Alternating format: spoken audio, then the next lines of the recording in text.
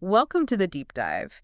Today, we're tackling something pretty fundamental to how we live and decide things, our personal values. Yeah, like your core principles, Yeah, the things that really guide you. exactly. They shape your beliefs, your actions, even how fulfilled you feel.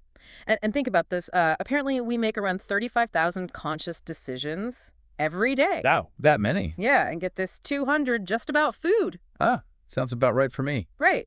But it shows how even small choices, they can really add up over time. And that's where values come in, sort of like a compass to navigate all those choices. That's the idea. So today, our mission is to explore how, really understanding your values can guide you toward better decisions, more authentic ones. Definitely. And we've looked at quite a bit for this. There's a big scientific review on clarifying values, lots of practical stuff on how to even figure out what yours are, their impact. And even what to do when values clash, which definitely happens. Oh, yeah. So let's dive in. Okay, so how do we actually find these values? It sounds maybe a little abstract. It can feel that way. Yeah. But one idea that popped up a lot in the research is thinking back. Think about times you felt genuinely proud or uh, really fulfilled. Okay. What was behind that feeling? That why Yeah. often points straight to a value. Like maybe you felt proud because your team valued your input. Ah, so maybe that points to achievement or like being recognized. Could be. Or maybe you felt deeply satisfied after helping a friend through something tough. Suggesting kindness or service is important to you. Exactly. Those strong feelings, positive or negative, they're clues. That makes sense. So it's connecting emotions to underlying principles. Yeah, and another angle is linking activities. You enjoy things that really absorb you with the values they represent. What do you mean, like hobbies? Could be hobbies, work projects, anything. If finishing a really difficult project gives you a buzz, maybe that's achievement again. Or if you finally did something you were scared of. Courage, right. Right. Or if you just love learning new stuff, maybe knowledge or learning itself is a core value. What about, say, starting a side business? Autonomy, perhaps, independence, and diligently saving money for a big goal, like a house. Responsibility, financial security. Precisely. It's about digging into the why behind the what you do and feel good about. I like that. The why behind the what. Are there other ways? I feel like sometimes it's hard to pinpoint those moments. Sure, you could look at people you admire. What qualities do you admire in them? Often that's a reflection of your own values. Huh. Interesting. Like seeing it mirrored in someone else? Yeah, or think about your goals, short-term, long-term. What's driving you? What priorities connect those goals? Okay, so looking forward as well as back. And sometimes it's about noticing what's missing. Those times when a situation just felt wrong. Maybe teamwork was absent, or honesty, or fairness. Right, that feeling of dissonance can highlight what you actually value because it wasn't there. Exactly. And for people who like structure, there are exercises. You could try writing a personal vision statement. What's your ideal life look like? The values in that vision are probably yours. Or that circle star slash thing you mentioned. How does that work? Quickly. Oh yeah, it's basically a list of values, and you quickly sort them. Circle the ones that are definitely you, star the ones that are sometimes important, and slash the ones that aren't really you at all. It's a quick gut check. Okay, a visual sorting method. And what about when you have a bunch of values and need to narrow them down? That's where prioritization comes in. Sometimes you have to compare them head to head. Like if you had to choose between, say, service to others and personal stability, which feels more fundamentally important to you right now. Oof, tough call sometimes. It can be. There are even formal methods like paired comparison analysis, where you systematically compare every value against every other one on your list.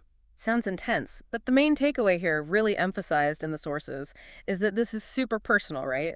Like a fingerprint. Absolutely.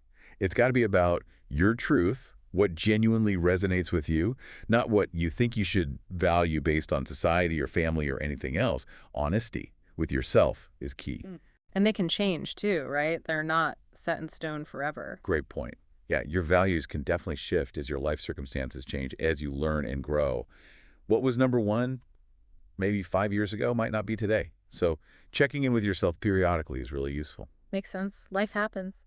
Okay, so let's say you've done some of this work, you have a better handle on your core values. How do these ideas actually, work in the real world when you're making decisions? How do they become that compass? Well, think of them like a filter. When you have a choice to make big or small, you can run the options through your values filter. Okay. Does option A align with my value of, say, integrity? Does option B better reflect my value of community? The more an option aligns with your key values, the clearer the path often becomes. So it simplifies things, reduces that feeling of being pulled in different directions. Exactly. The sources really highlight that clarity on values helps streamline your priorities. It cuts through the noise of competing demands, helps you figure out what truly matters in that situation, frees up mental energy, actually. That sounds good. Is there a process for this, like steps to follow? Yeah, one source laid it out quite practically. First, just get really clear on what the decision actually is. Yeah. Seems obvious, but sometimes we don't define it well. Okay, define the decision. Then what? Then brainstorm all the realistic options you have. Don't censor yourself yet, just get them out there. Explore the possibilities. Got it. Then comes the key part. Analyze each option against your core values. How well does each one line up? Where are the potential clashes? So, option A supports value X but clashes with value Y. Option B is okay on value X but great on value Y. That kind of thing. Exactly that kind of thing. And it's also helpful to identify your non-negotiables. Are there certain values that, for this particular decision, you simply cannot compromise on? Ah, the deal breakers. Right. And also, consciously think if there are any values being overlooked. Maybe a less dominant value is actually quite relevant here. It's about seeing the full picture and prioritizing, not necessarily discarding values entirely. So it's a hierarchy in a way. In that specific context, yes. Then, based on that analysis, you choose the option that gives you the best overall alignment with your prioritized values. It sounds quite logical when you break it down. Do we have examples? Yeah, simple ones, but they illustrate it. Like, if kindness is a core value, you see someone struggling, the decision to help becomes almost automatic. Or if fairness is key, you're more likely to speak up if someone's being excluded. The value directly informs the action. It makes the right choice feel more intuitive, maybe. It can, yes. And another source pointed out something really useful. This clarity makes it easier to say no. How so? Well, if a new opportunity comes along, a job offer, a project, a social commitment, and you run it through your values filter and it just doesn't line up with what's most important to you, it becomes much easier to decline it confidently, knowing it's not the right fit for you. That saves a lot of potential regret or resentment down the line. Definitely. And this ties into that idea of fast versus slow thinking. You know, the quick gut reactions versus more deliberate thought. Daniel Kahneman's work, right? Right. The sources suggest that for bigger decisions, engaging that slow thinking, consciously checking alignment with your values is really key for making choices that support your long-term goals and well-being. Okay, that makes a lot of sense. So this brings us nicely to the more formal research side. We found that systematic review and meta-analysis on something called values clarification. What did that tell us? Yeah, this was fascinating because it puts some scientific weight behind these ideas. So, values clarification in this context is basically the process of helping someone figure out what's truly important to them when they're facing a decision, often a complex one, like in healthcare. Okay, figuring out what matters most in that moment. Exactly. And the review looked at different methods for doing this. They grouped them into sort of passive approaches like just reading detailed info and active or explicit methods, which require you to actually interact with the material somehow. Like filling out a worksheet or having a structured discussion. Precisely. Things that make you actively weigh trade-offs and articulate your priorities. And what was the big takeaway? Which approach worked better? The active, explicit methods were clearly more effective. The meta-analysis showed they significantly reduced the chances of people making choices that went against their stated values. Really? So actively working through it makes a difference. A measurable difference. And it also reduced what they call decisional conflict, that feeling of being uncertain or torn about the choice. People felt more confident and less stressed about their decision when they used these active methods. Wow. So the message is, don't just vaguely think about your values, actually engage with them somehow when making a choice. That's the key finding. It really matters how you clarify them. Did the research favor any specific types of active methods? Well, it noted that things involving systematic weighing, like multi-criteria decision analysis, showed a good tendency towards more value-aligned choices. Interestingly, though, methods just labeled open discussion didn't show consistently strong results in the trials they reviewed. Huh. So just chatting about values might not be structured enough sometimes. That seems to be the implication.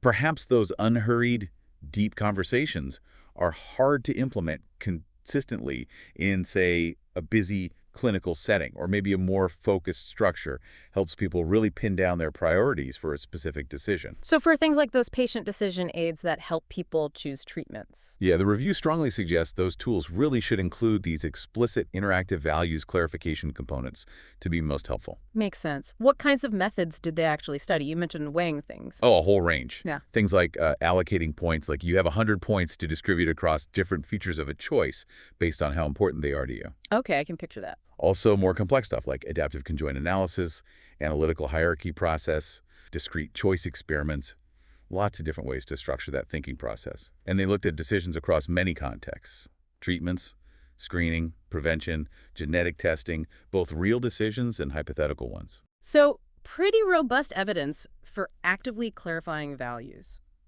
Now, stepping back again, what are the broader, maybe life-wide benefits of living more in line with your values, beyond just specific decisions? Oh, the benefits seem pretty significant. One major one is a greater sense of self-awareness and authenticity. When your actions consistently match your beliefs, you feel more integrated, more whole. Like you're living with integrity. Exactly. And that builds self-trust and trust from others. Another big one is less stress and more resilience. How does that work? Well, feeling like you're constantly going against your own grain is stressful. Aligning your life with your values reduces that internal conflict. Plus, your values provide a source of strength when things get tough. They remind you what you stand for. And you mentioned something about even brief exercises helping stress. Yeah, apparently even short values affirmation exercises, just taking a few moments to write about or reflect on a core value, have been shown in studies to buffer against stress responses. That's amazing. Just a quick reflection. It is. And then, of course, the benefits we already touched on. Better decision-making, clearer priorities. Your values act as that guide. Right, the internal compass. And finally, it leads to greater motivation and meaning. When your goals are connected to what you deeply care about, you're naturally more engaged, more driven, and the achievement feels more significant. It fuels purpose. That all sounds great, but life isn't always simple. What about when values collide? Either within ourselves, like wanting both security and adventure, The internal tug of war. or when our values clash with someone else's, a partner, a colleague, a family member? That sounds tough. It really is. Value conflicts are often at the heart of the most difficult disputes. The sources suggest a first step is trying to figure out if the value in conflict is truly deeply sacred, like absolutely non-negotiable for you, or if it's maybe pseudo-sacred. Pseudo-sacred, what's that? It means it feels sacred. But under certain conditions, you might actually be willing to negotiate or make a trade-off. Maybe the relationship is important enough, or the potential positive outcome is significant enough to find some middle ground. So asking yourself, is this really a hill I need to die on right now? Kind of, yeah. And also, being aware of how power dynamics might be influencing things. Is someone digging their heels in because they feel powerless, or are they genuinely unable to compromise on that principle? That adds another layer. So if it's not absolutely sacred, or maybe even if it is, how do you move forward? One approach is to look for solutions that honor the spirit of value, even if the specific form changes. Can you find a creative way to meet the underlying need or principle? Like finding a way to collaborate that still respects someone's need for independence. Exactly. Another potentially harder tactic is offering a concession on one of your values. It needs to be genuine, not manipulative, but making a symbolic sacrifice can sometimes show the other person you're serious about resolving the conflict and inspire them to be more flexible too. A gesture of goodwill, almost. Sort of. It signals commitment to finding a way through. And a final strategy mentioned is affirming the other side's positive qualities, How does that help?